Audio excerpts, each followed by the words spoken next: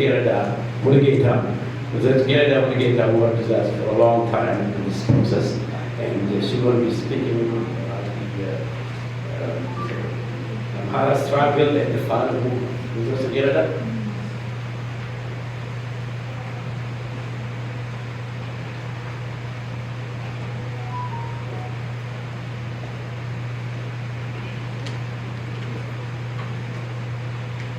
Good morning to all dignitaries here, our guests who made it in this last rainy day. We appreciate your presence in this crucial time where Ethiopia is in the verge of destruction. First of all, can you hear me? I would like to thank our religious leaders for opening this meeting. Blessings. So we'll have a blessed outcome. And second of all, today you all showed up, but I missed someone. Her name is Princess Kalila. Last Saturday, we had to say goodbye to her to the eternal world. Country. She was a human rights advocate. She was not only a friend, but like a sister to me. So she would have never missed such an important meeting. I just want to honor her.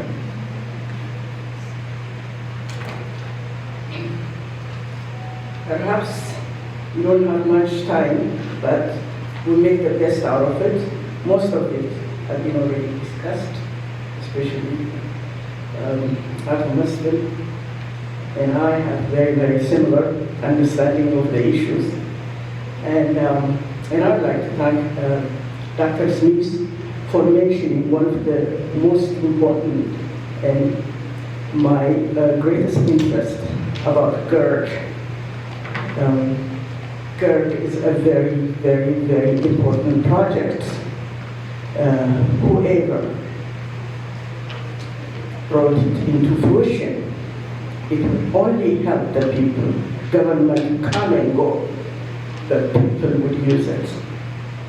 So this was a desire for a long time from Menelik to Haile Selassie, from Haile Selassie to GERD, and all have tried to make this GERD become a very important project, life-changing project for the Ethiopian people. We call it the Fountain of Africa.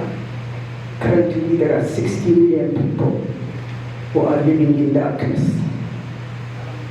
So, but we have got to be very careful in how to implement it, how to use it.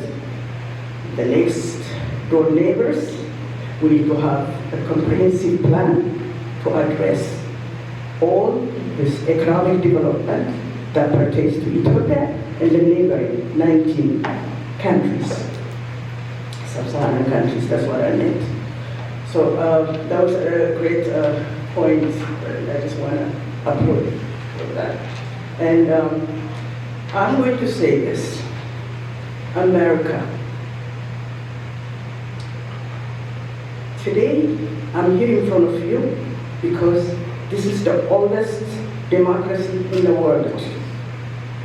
I would like to have Ethiopia practice this, live this, instead of killing each other. And I'm grateful as an immigrant to be able to voice for my people. Always self-responsibility is important. How we present ourselves, how we project ourselves, how we address issues, how we come together, how we sound together, how we do things effectively. So we got to share the responsibility. If we ask something from the country, what do we give in return? Yeah, transaction, yes. There's a national interest in both areas.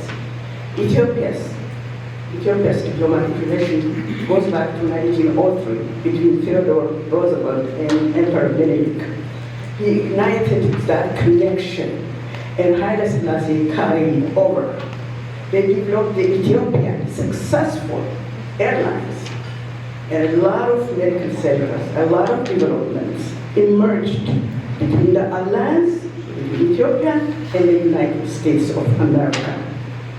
During that time, during Haile Selassie, the American relationship was very strong. They were able to have their base in Kaino Station at Massawa, which is a very pivotal area, Red Sea, to control the trade or geopolitical situation.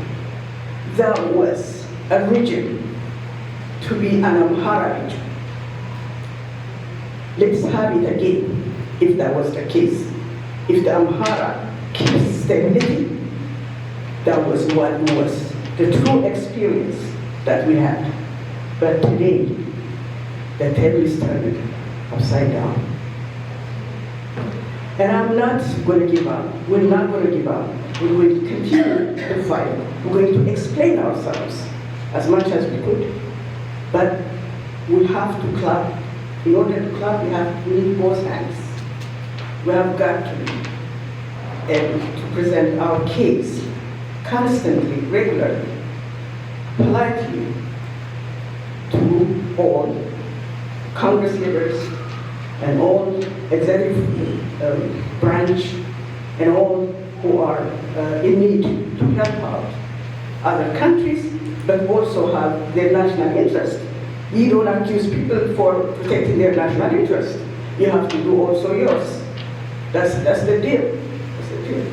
So after saying that, why we're here is, as it is called, a constitutional conference. The problem that we have, the ethnic division in Ethiopia, and the whole this ethnic cleansing and war crime and all that is stemmed from the apartheid-like constitution, or this apartheid, ethnic apartheid constitution, which balkanized the country into 10 states who are loosely attached. And as Condemn explained, any day one can be seceded from the country. We don't want that. No, the United States doesn't want Ethiopia to be broken down. Yes, we hear some stories in the past, but no. Because there's an interest there. If there's going to be another terrorism going on, more than Somalia, more than the Middle East, there will be no chance to stabilize that area. Economic stability, military stability, all that political stability matters around the Red Sea, and Ethiopia is on the heart of it. So we have to save Ethiopia. In order to save Ethiopia, we have to save Amhara. My title is, I'm sorry if I took a little time to start, The Amhara Struggle and Final Movement.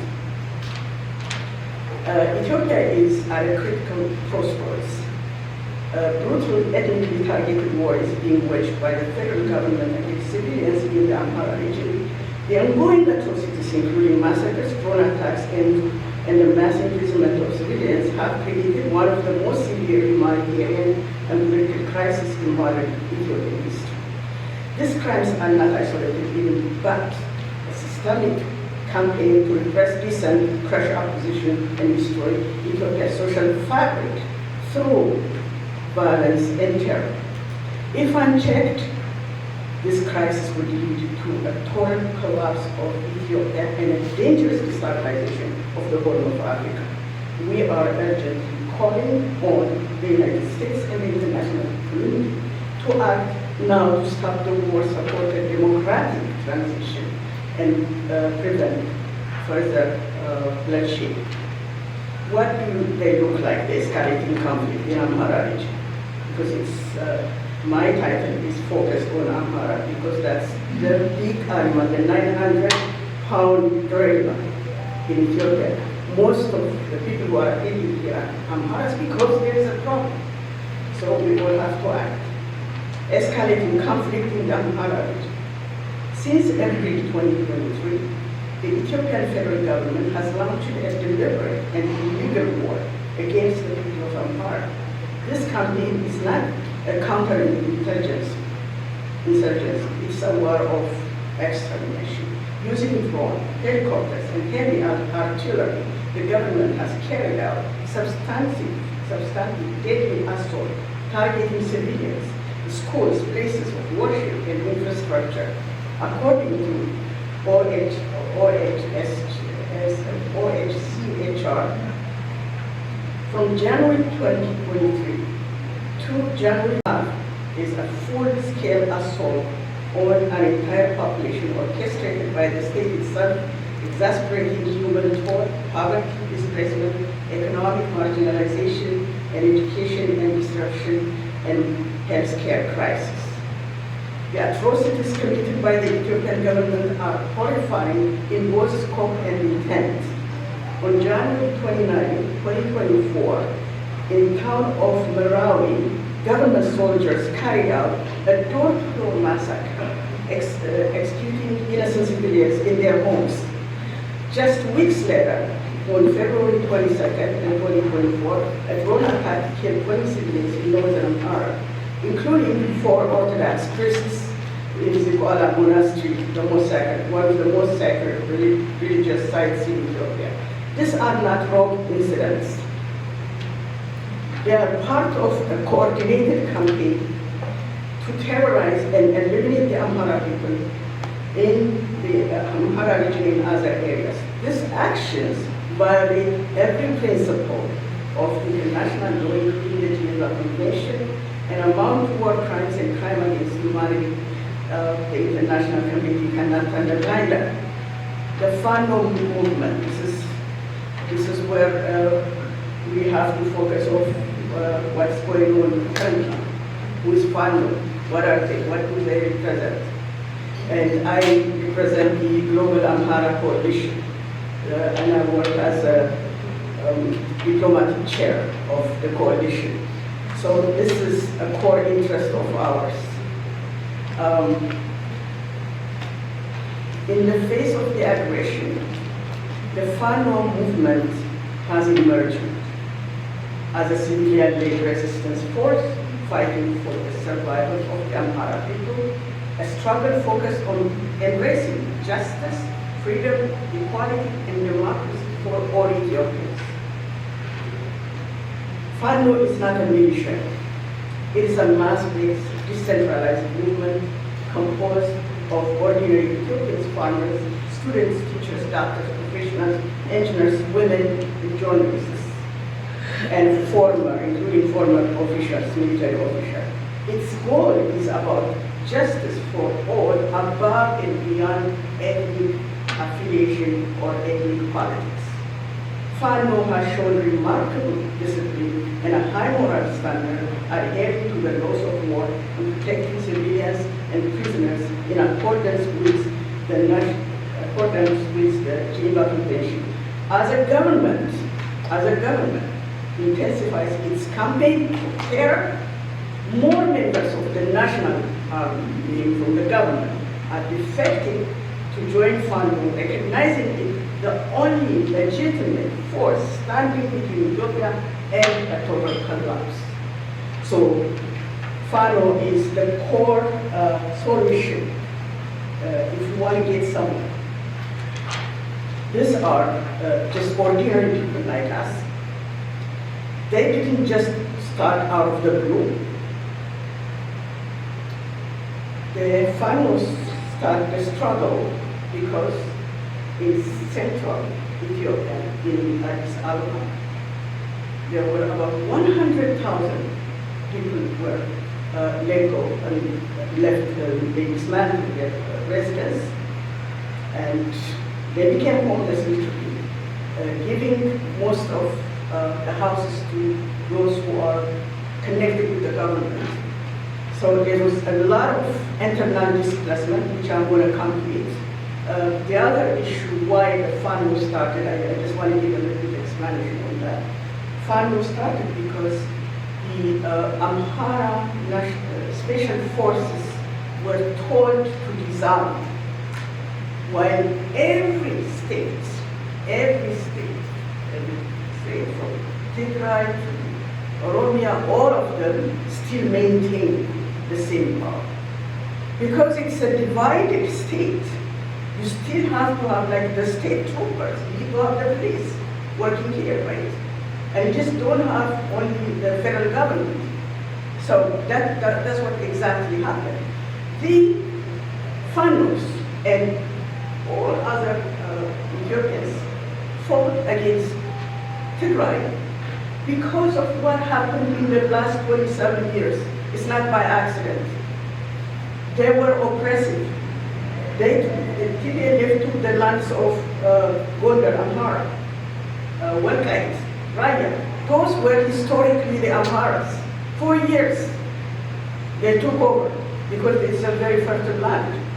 However, the core issue is the TPLF government who brought it, many times we heard this, in 1995 actually the constitution was ratified. They used that ethnic policy to divide and control. 9 states have been given to the Oromia. And disregarding 20 million Amharas who are living outside the Amhara region. The Amhara region alone, perhaps it's about 45 to 50 million people. But along that was another 20 million people who cannot vote, who cannot address their voice. They have to accept a language that was imposed on them, wherever area they are, whether they are in Oromia or any states, and the Amharic language was not used, which used to be the national language. Think about it, like taking English away. How are we going to, it's a medium of language, English. We need that.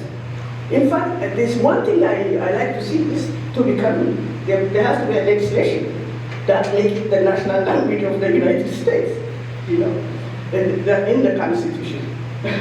So the same thing, Amharic is very much developed for centuries, 2013 mainly. Books are written, schools are being held in Amharic, and you have to embrace your culture, your own.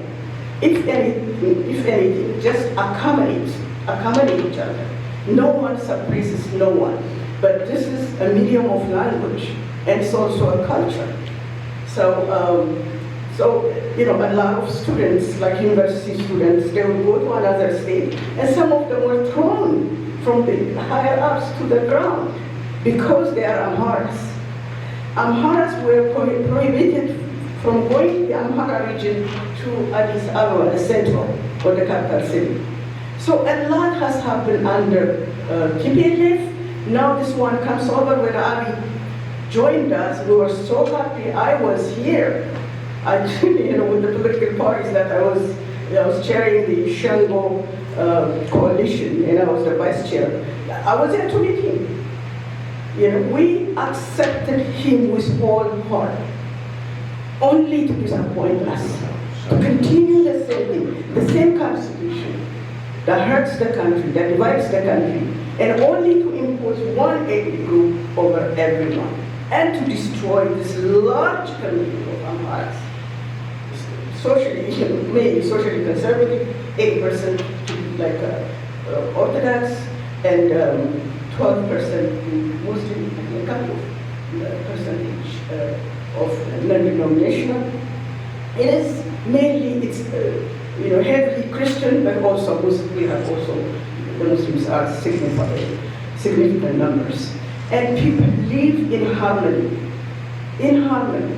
No one, you live with your neighbor, you live with your brother, you get married, and when we say earlier, this is Amhara, by the way, Ethiopia, being the oldest country in the world, which is 3.9 million years of fossil, which is 4 million, we must be somehow mixed with each other, But the cultural identity, of course, stays.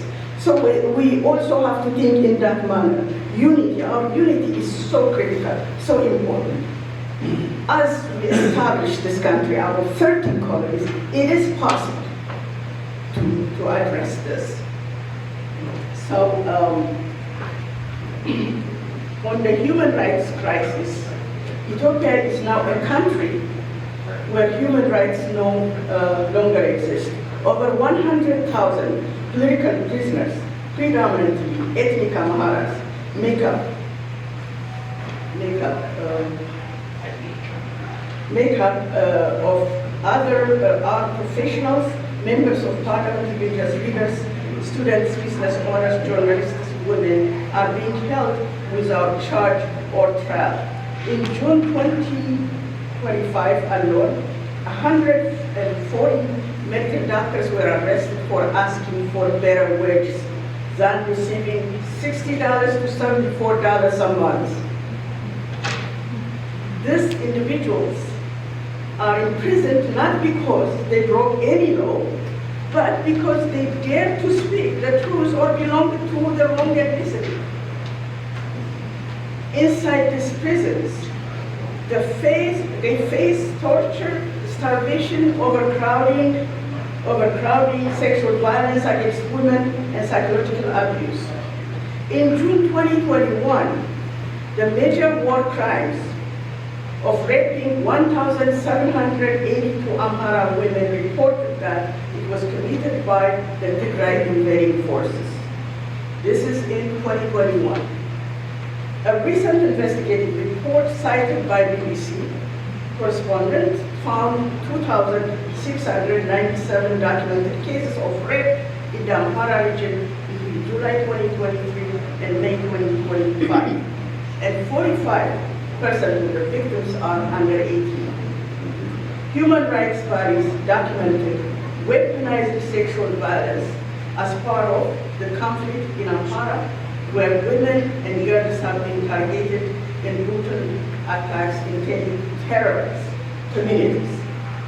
The conditions violate the United Nations standard minimum rules of the treatment of prisoners, particularly Rule 1, which states that all prisoners must be treated with dignity and humanity. Ethiopia is breaking international law in plain sight. The humanitarian crisis is a catastrophe. Over 5.7 million, this mining, over 5.7 million.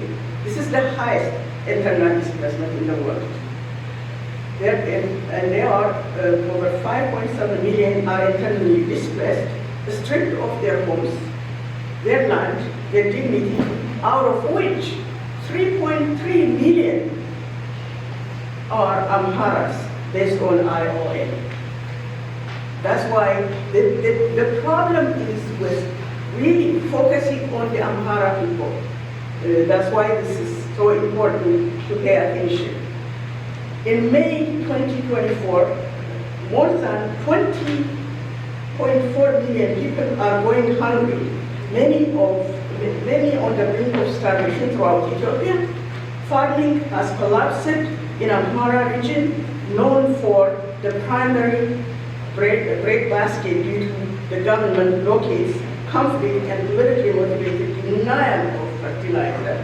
Aid is intentionally restricted in Amhara by attacking aid workers. This is not a failure of logistics. It is a weaponization of hunger. While its citizens starve, the regime is building a $50 billion palace in Addis Ababa without parliamentary approval. This is a moral outrage. Religious persecutions and cultural destruction.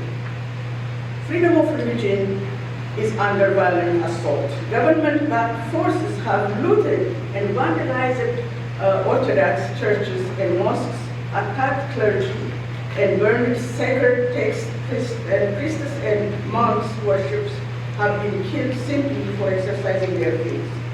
These crimes are not incidental. They are designated to fracture Ethiopia's religious harmony and a case of centuries of spiritual heritage. The regime is actively dismantling the religious institutions that have served as a moral anchor in times of national crisis. This is not only an attack on faith, it is an attack on Ethiopia's soul, i.e. its sovereignty. And Ethiopia's economic collapse, this will give you overall what's going on. Ethiopia is spiraling into economic ruin. Inflation is up 25% due to currency depreciation, supply chain disruptions, conflicts of war, and global community price volatility. The current national debt has ballooned to $48.8 billion, with $28.8 billion in foreign debt. Debt serving uses 27% of the government revenue, restricting spending on health, education, and infrastructure.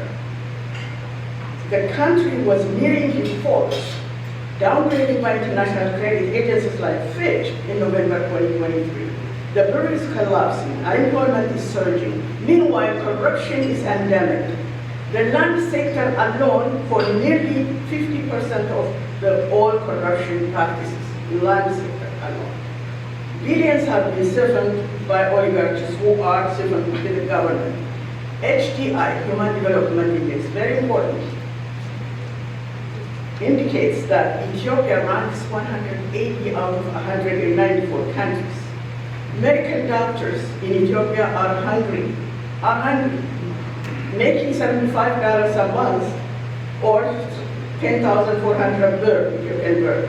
The lowest salary in the world, in a country where the doctor to population ratio is 1 to 1,000.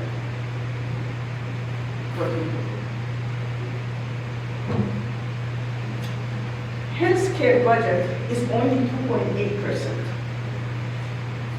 of the GDP, while the average cost that's by the UN is 6% of the GDP of any African country.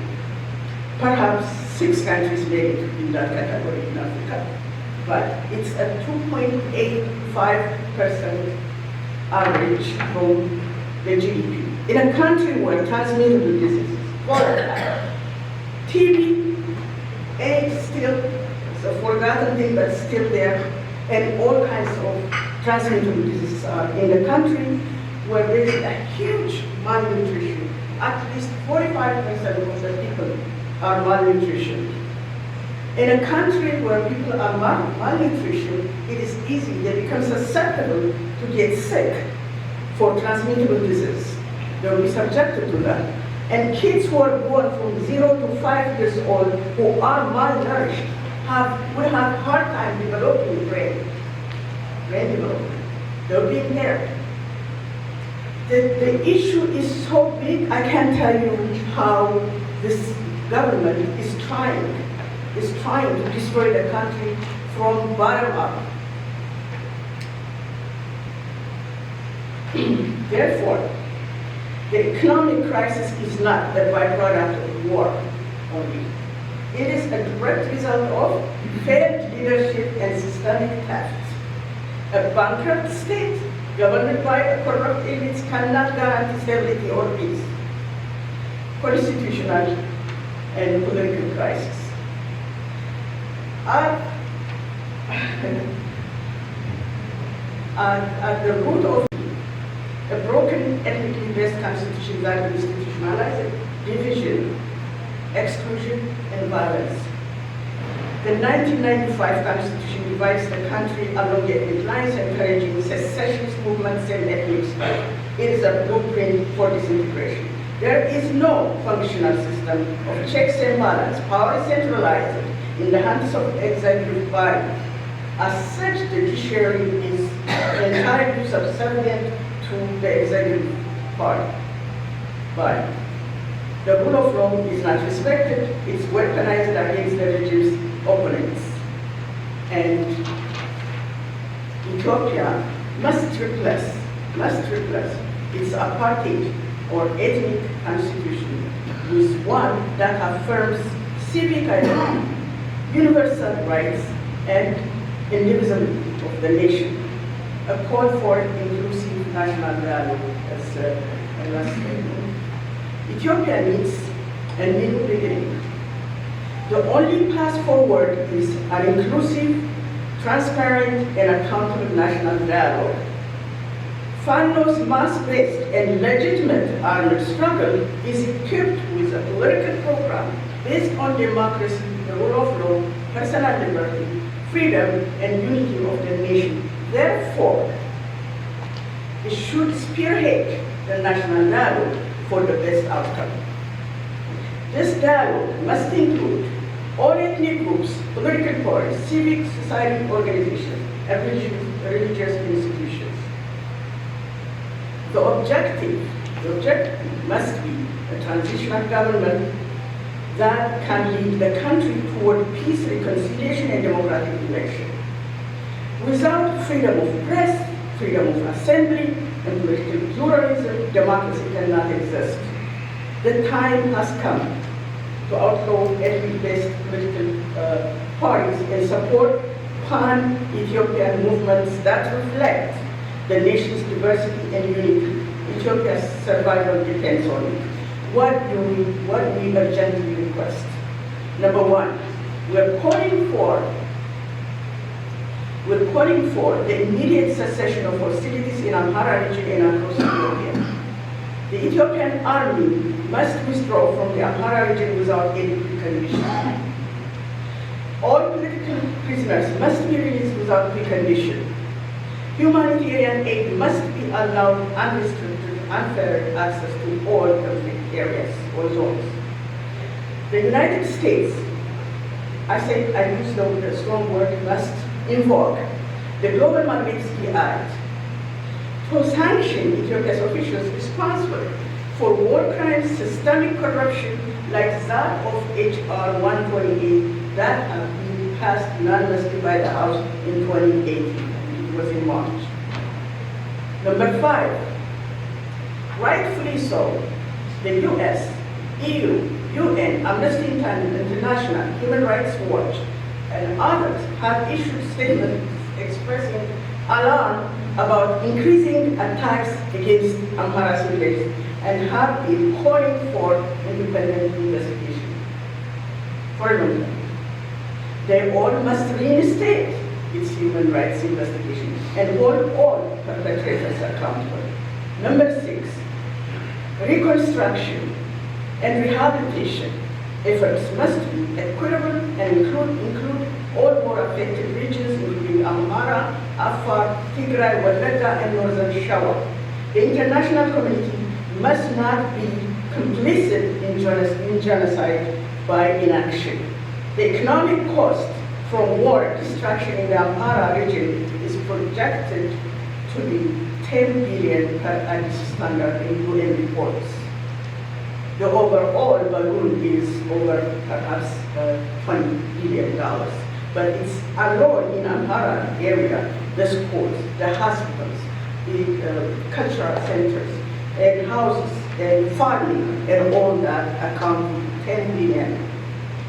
Why this matters to the United States? Ethiopia is not just another crisis, it is a geopolitical flashpoint. The collapse of Ethiopia would destabilize the entire Horn of Africa, disrupt Red Sea security, fuels mass migration, and creates fertile ground for terrorism. The US has vital strategic interest in the region, and a stable democratic Ethiopia is essential to safeguarding them. America must live up to its values by standing with those who fight for democracy, human rights, and peace. Supporting and safeguarding the Amhara community is crucial for maintaining regional stability.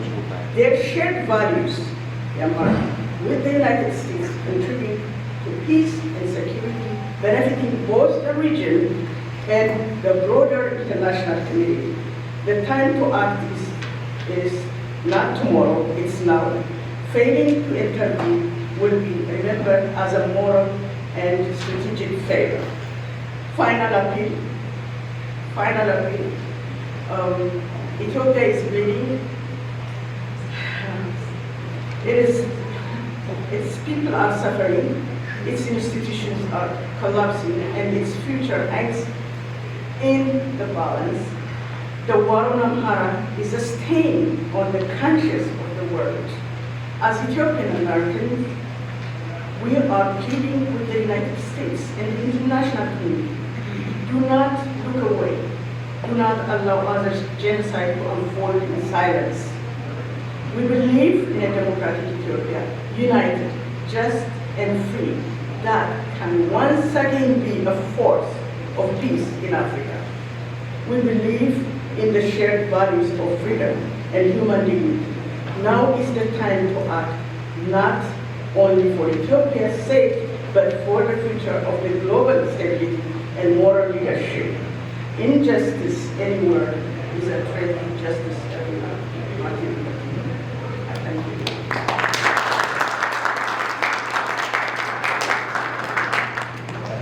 Thank you, Wizards, again. Great job. Thank you. Thank you.